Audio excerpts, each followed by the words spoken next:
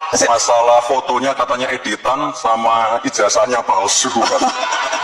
Saya ini setiap acara rame, tapi kok surveinya jelek terus. Gak usah terlalu banyak pikiran lah ya. Masalah survei, masalah apa, siapa yang paling tinggi, kita jalani aja Gus. Ya. Sehat-sehat Mas? Sehat-sehat. Alhamdulillah. Cak Imin, Gus Imin? Alhamdulillah sehat. Sehat. Ini saya tahu lagi melalang buana kemana-mana. Kayak Mas Gibran baru dari Sumut kan? Iya, baru pulang dari Medan. Baru pulang. Pak Mahfud dari Madura. Dari Madura. Dari Madura. Gus Imin dari mana Gus? Dari Jombang. Wes, sudah keliling kemana-mana. Sudah keliling. Terima kasih banyak sudah meluangkan waktu untuk hadir di perayaan Mata Najwa. Sekali lagi tepuk tangan dong, senang sekali rasanya. Senang sekali. Jadi Mata Najwa 13 tahun. Tadi saya bertanya kepada teman-teman sebelum ini, 13 tahun yang lalu melakukan apa sih kalau kilas balik? Jadi saya mau tanya juga, Gus Imin 13 tahun yang lalu itu kalau catatan saya Gus Imin itu baru saja jadi ketum PKB, ya kan, 2008. Lalu dilantik jadi Menteri Tenaga Kerja Transmigrasi 2009. Jadi kurang lebih 13 tahun yang lalu pun sudah menduduki posisi-posisi penting ya Gus? Iya, saya 13 tahun yang lalu pas kebetulan Menteri Ketenagakerjaan dan Transmigrasi. Sebelumnya Wakil Ketua DPR RI. Ini ya, Oh, ini waktu mahasiswa ini. ini waktu Mas, yang mana sih Gus? Kiri apa kanan? Kok burem banget? Mohon maaf. Jangan-jangan bukan ini Gus Imin. Salah foto jangan-jangan, benar? Iya, ini tapi waktu mahasiswa ini. Tapi ini waktu mahasiswa, tapi waktu itu 13 tahun yang lalu sudah menteri. Menteri. Jadi waktu itu saya menjadi bagian dari koalisi Pak SBY dan ditawarin untuk memilih salah satu jabatan menteri. Kemudian saya meminta menjadi Menteri Ketenagakerjaan karena waktu itu banyak sekali kasus-kasus tenaga kerja Indonesia yang di luar negeri, terutama di Saudi, Timur Tengah, dan Malaysia, yang begitu banyak masalah. Dan begitu saya dilantik, yang saya lakukan pertama adalah menutup semua pengiriman tenaga kerja ke luar negeri dan tidak ada satupun saya izinkan bekerja sebagai pembantu rumah tangga. Jadi Dan yang paling saya bersyukur 13 tahun yang lalu itu adalah apa? Saudi Arabia yang nggak pernah sama sekali mau MOU, menganggap ada kerjasama penempatan, karena saya tutup dan nangis-nangis dia butuh tenaga kerja, akhirnya untuk pertama kali dalam sejarah Saudi Arabia akhirnya mau menandatangani MOU kerjasama negara dari negara. G2G. itu yang diingat, itu yang diingat. Oke, saya mau ke Mas Gibran. Mas, aku ada foto 13 tahun yang lalu tuh Mas Gibran, ada foto ini Mas. Wisuda kan Mas, lulus atau apa? Nah, Baru lulus. ini baru lulus. Iya, baru lulus. Ini di Sydney apa di Singapura Mas? Ini di Singapura. Oh ya, tahan dulu Mbak. Ini fotonya lagi dipermasalahkan dua tokoh ini. Masalah fotonya katanya editan sama ijazahnya palsu. Gak apa-apa, besok teman-teman media seperti biasa jam 7 pagi di Balai Kota. Ntar saya bawain ijazah saya ya. Dicek aja asli atau palsu ya. Kalau nggak percaya, saya pesenin tiket ke Singapura deh. Datangin ke sekolahnya. Ya. Kalau perlu langsung ke Singapura gitu ya Mas Gibran? Permasalahkan soalnya ya. Mas, apa sih yang diingat waktu lagi ini? Lah, hilang. Boleh muncul lagi nggak? Aku lagi mau nunjukin mukanya Mas Gibran. Apa yang diingat momen 13 tahun yang lalu ini, Mas? 13 tahun yang lalu ya. Nggak nyangka sih Mbak sampai di titik ini ya. Awal-awal dulu diundang ke Mata Najwa kan saya juga belum jadi apa-apa. Sekarang bisa duduk bareng dengan orang-orang hebat, Prof. Mahfud, Gus Muhaimin, luar biasa sekali. Baik, saya kalau itu ke Prof. Mahfud, 13 tahun yang lalu, Prof. Mahfud sudah, kalau catatan saya, 13 tahun yang lalu sudah jadi Hakim Konstitusi. Iya, Ketua Mahkamah Konstitusi. Ketua Mahkamah Konstitusi. Ya. Nah, iya. Ketua Mahkamah Konstitusi. Iya. Apa yang memori paling kuat atas pengalaman jadi Hakim Konstitusi? Ada dua. Satu, ketika saya membongkar kasus mafia peradilan yang dilakukan secara bersama-sama oleh Polri, Kejaksaan Agung, pengacara LPSK dalam kasus cicak buaya yang pertama yang melibatkan Susno Duaji. Di sini ada Mas Chandra Hamzah. Ada tadi saya lihat, oh itu tuh ada tuh. Yes. Beliau dulu dikriminalisasi, tidak melakukan kesalahan ditahan. Untuk mengurangi, waktu itu analisanya, jumlah komisioner KPK yang jumlahnya 5, itu ditahan, 1 sudah ditahan, 2 ditahan lagi sehingga tidak korup.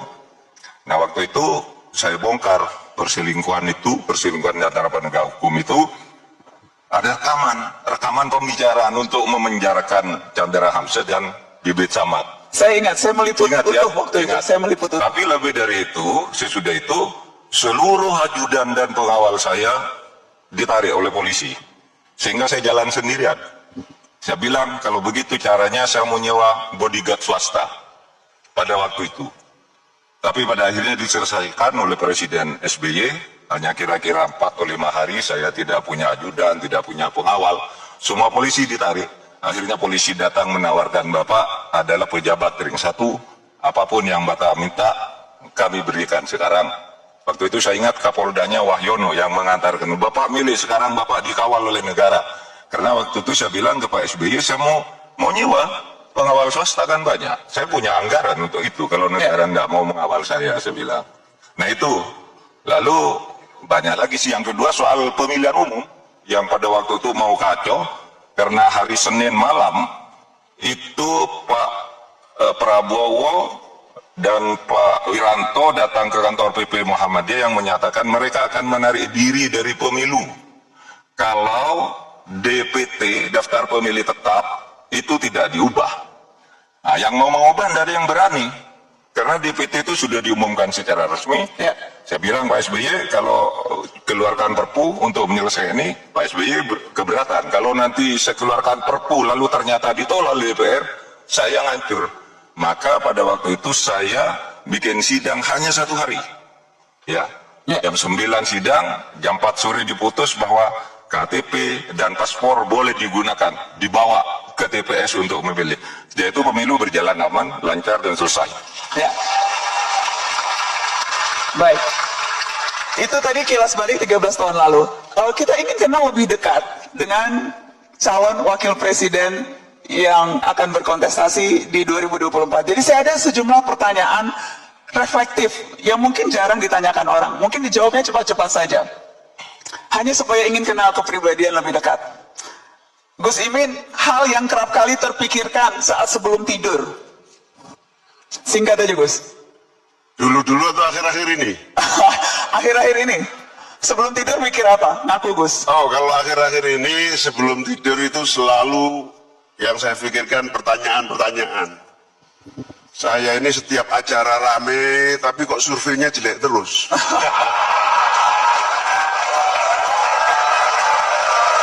Ini yang salah surveinya atau acaranya yang rame, saya nggak tahu. Ya, sebelum tidur, akhir-akhir ini ya, memang yang saya pikirkan itu, tanda tanya mana yang terjadi sesungguhnya dengan apa yang sebetulnya sedang dalam permainan. Oke. Jadi itu yang dipikirkan. Ya, Merenungi ya, Bu. merenungi nasib rakyat Indonesia. Mas Gibran, akhir-akhir ini sebelum tidur mikirin apa Mas Gibran? Sebelum tidur ya, saya kalau udah ketemu kasur langsung tidur sih Pak. Beruntung Mas, beruntung kalau bisa langsung tidur. Ada orang yang kadang suka makan waktu lama. Jadi Mas Gibran blok, Mas masa nggak ada yang dipikirin? Ya, Mas Silvi masa nggak dipikirin? pulang dari Mata Naswa langsung tidur juga.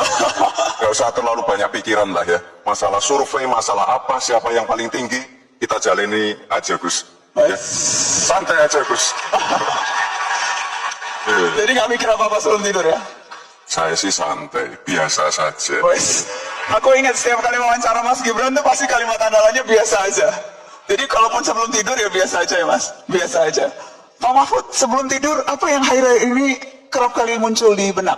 Akhir-akhir ini saya sering berpikir begini ya, kalau mau tidur tuh ngapain sih saya ini kok ikut bolak-balik kampanye ngomong gitu. Enggak, saya bilang apa ada gunanya, apa ada manfaatnya bagi saya gitu. Saya terkadang udahlah saya sudah 23 tahun di pemerintahan, mau males berhenti aja.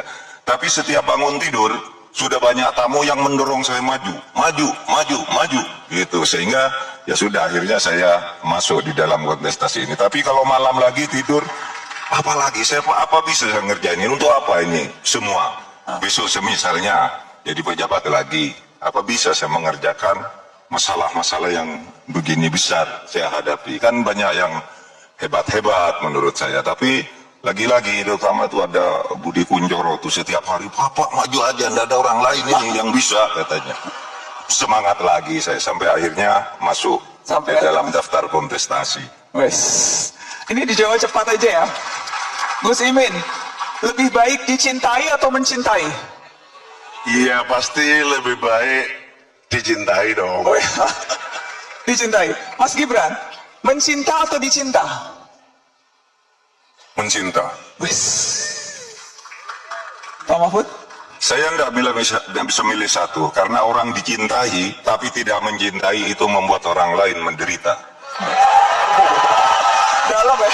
Tapi orang mencintai tidak dicintai, diri sendiri akan menderita. Oleh sebab itu harus timbal balik. Harus timbal balik. Oke. Saya mau hal yang ini, orang nomor 2. Tiga-tiganya terbiasa jadi pemeran utama rasanya. Sementara orang nomor 2 itu katanya ya harus sadar diri, harus tahu posisi. Jadi saya mau tanya Gus Imin, bagaimana menyiapkan diri menjadi orang nomor 2? Seberapa sulit kira-kira jadi orang nomor 2? Setelah terbiasa jadi orang nomor 1 terus, ketua partai aja sudah 18 tahun. Iya, saya memang sudah terbiasa jadi orang nomor 1. Sudah terbiasa dari orang nomor 1 tiba-tiba jadi orang nomor 2. Makanya sebelum saya matangkan bersama Mas Anies, saya bicara berdua. Mas Anies, kalau sampean nomor 1, saya nomor 2. Bagaimana caranya? Saya juga nomor 1. Kalau saya nomor 1, sampean nomor 2. Bagaimana caranya? Sampean juga nomor 1. Akhirnya kami sepakat berdua. Ya sudah, duit tunggal lah. Yang 1 jadi 2, yang 2 jadi 1. Bersama-sama, berangkat bersama-sama untuk kebaikan semuanya. Mas Gibran bagaimana? Ada tidak wapres idola yang dijadikan panutan? Dan bagaimana menggambarkan relasi bersiap jadi orang nomor 2? Wapres idola ya. Ada Pak Ma'ruf Amin. Beliau kalau memberikan pidato atau ngendikan itu suasana langsung adem ayem. Atau mungkin Pak JK. Pak JK itu benar-benar orang yang problem solver. Luar biasa sekali, ngerti lapangan, ngerti teknis, detail teknis. Beliau berdua sangat luar biasa sekali. Termasuk 2 cawapres ini juga idola saya. Prof. Mahfud, Gus Muhaimin, beliau tokoh yang luar biasa sekali. Pak Mahfud, bagaimana relasi orang kedua? Sama aja nomor 1, nomor 2, kan ada batas kewenangan masing-masing. Bagi saya itu hanya bagi-bagi tugas saja. Dan saya merasa selalu menjadi orang nomor 1 di lingkup saya. Seumpama di atas saya ada yang lebih tinggi, saya kan nomor 1 di lingkup kewenangan saya. Saya pernah menjadi Menteri Pertahanan, juga nomor 1 Demhan. Tapi saya nomor 3 di pemerintahan, karena Presiden, Wakil Presiden, Menteri, kan gitu kan. Tapi tetap merasa nomor 1, artinya ke bawahnya bagi saya tetap harus diurus. Tetapi kalau dalam konteks urusan kerja kenegaraan antara Presiden dan Wakil Presiden, saya kira nomor 1 dan nomor 2 itu harus disinergikan menjadi semacam konsep duit tunggal. Agar semuanya lancar dan saling mengerti. Itu aja.